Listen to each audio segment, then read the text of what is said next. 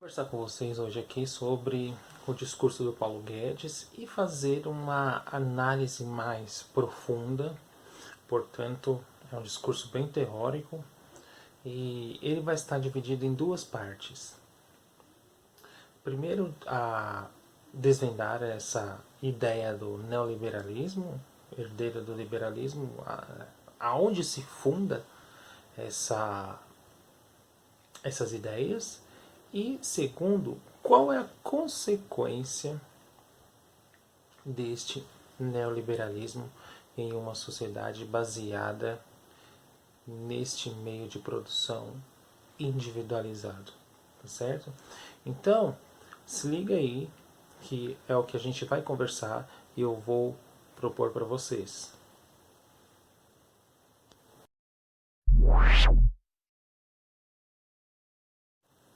Eu fiz até um roteirinho aqui que eu vou acompanhar e vou ler alguns trechos de modo que você fique mais didático este vídeo, de modo que você entenda e compreenda bem os fundamentos de uma sociedade baseada neste liberalismo. É importante que você entenda isso para você compreender aonde que está assentado este debate. Então a primeira questão de tudo é o seguinte: costuma-se entender que o liberalismo é uma doutrina econômica baseada na liberdade, no respeito às diferenças, mas não é bem assim.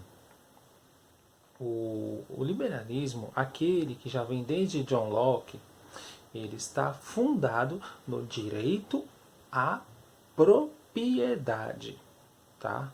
Repetindo, ele está fundado no direito à propriedade. Então, portanto, como eu já disse, o liberalismo não é uma doutrina que se baseia na liberdade, tolerância e respeito aos outros. Ele baseia-se no direito à propriedade privada. O que eles defendem é a liberdade de fazer aquilo que o mercado acorda com a propriedade, que é aquilo que eles fazem e o que bem entender. Ou seja, o indivíduo é livre para fazer aquilo que ele quer com a sua propriedade. O que isso significa? De maneira geral, resumindo este pensamento, a propriedade que vai conferir liberdade ao indivíduo. Entenderam? Não é a doutrina liberal, respeito, etc. Tal, não. Quem determina a liberdade é a propriedade privada. Tá? Esse é o primeiro aspecto que vocês têm que entender. O que vocês têm que entender aqui? Qual é o problema geral do assunto? Por que eu estou falando isso? O problema é a questão dos idosos que Paulo Guedes disse, porque o Estado está quebrado porque os idosos vivem muito. Então, vocês têm que colocar como questionamento o quê? Será que é o Estado que... Será que realmente o Estado está quebrado? Porque as pessoas vivem demais? Esta é a questão que vocês têm que estar em mente. Isto é o verdadeiro exercício filosófico. A dúvida metódica correta e, sobretudo, pontual. Beleza? O segundo ponto aqui que deve se entender é o debate ele está assentado na luta de classes. Por que esse debate está assentado na luta de classes? Porque o grande perigo para um liberal e um neoliberal é a ameaça que há da consciência de classe dos trabalhadores em relação a esse tipo de assentamento da sociedade. Então, o grande perigo que enxergam estes liberais é a ameaça da consciência de classe dos trabalhadores em relação a isso. Então, suponhamos que a classe trabalhadora comece a desenvolver essa consciência e começam a perceber os fundamentos deste debate. E a partir disso, eles proporem uma revolução em cima disso. Revolução é você revolver, devolver para o lugar aquilo que foi tomado uma vez. O que eu quero dizer? Esse essa propriedade privada que vai conferir o direito à liberdade, ela pode ser subvertida. Ou seja, vai ser uma propriedade coletiva para a sociedade. A sociedade trabalha em prol dos indivíduos, ou seja, a relação ela é estritamente social. Aqui não. Vocês perceberam que há uma oposição da relação estritamente individual com uma relação estritamente social. Então, quando o indivíduo começa a perceber os fundamentos deste liberalismo, ele começa a perceber que há uma subversão dos valores aí. Tá? Que subversão é essa? De você individualizar a relação sobre tudo, que é o que acontece hoje. Por que o Paulo Guedes diz que o Estado está quebrado? Porque ele entende que não é papel do Estado cuidar dos idosos, porque é preciso que cada indivíduo trabalhe e faça sua renda, e a partir disso, da sua renda, ele cuide da sua aposentadoria. Tá? É mais ou menos isso o debate assentado das ideias liberais. Então, essas pessoas, logicamente, vai ser um problema para ele. Segundo ponto, o que nós precisamos entender é qual é a consequência da privatização dos meios de produção que são necessariamente coletivos. O primeiro é o grande questionamento, antes de eu desdobrar isso aqui, é o seguinte: o que fazer com os idosos de uma sociedade baseada em preceitos neoliberais? Veja, é um problema para os neoliberais porque, na ótica deles, o Estado não tem que cuidar deles. Na ótica de um neoliberal, onde a relação é estritamente individualizada, cada um tem que cuidar do seu. Numa sociedade baseada em preceitos coletivos, não. Os indivíduos trabalham em prol da totalidade. Então, por exemplo, esses idosos trabalharam durante muito tempo e se aposentaram.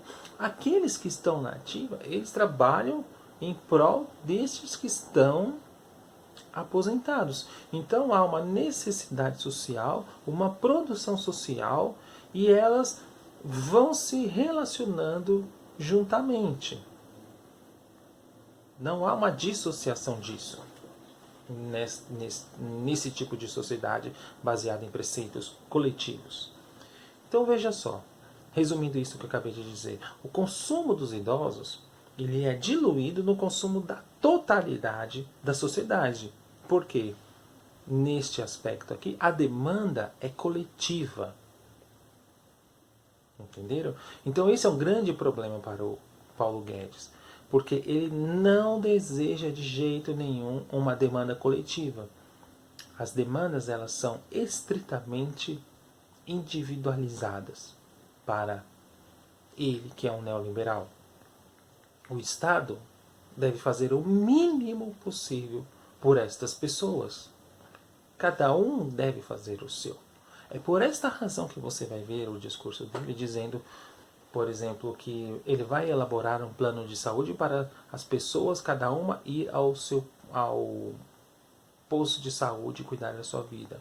E elas têm que pagar por isso, porque as relações elas são estritamente individualizadas dentro de algo que é necessariamente coletivo.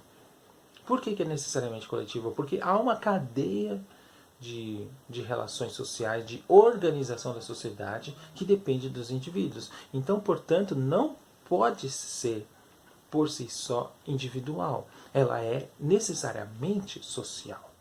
Mas há, dentro do discurso neoliberal, uma transvaloração desta ideia. Então é preciso que vocês entendam isso. Tá? Na privatização, se perde o referencial da demanda. Individualiza o processo sobre tudo.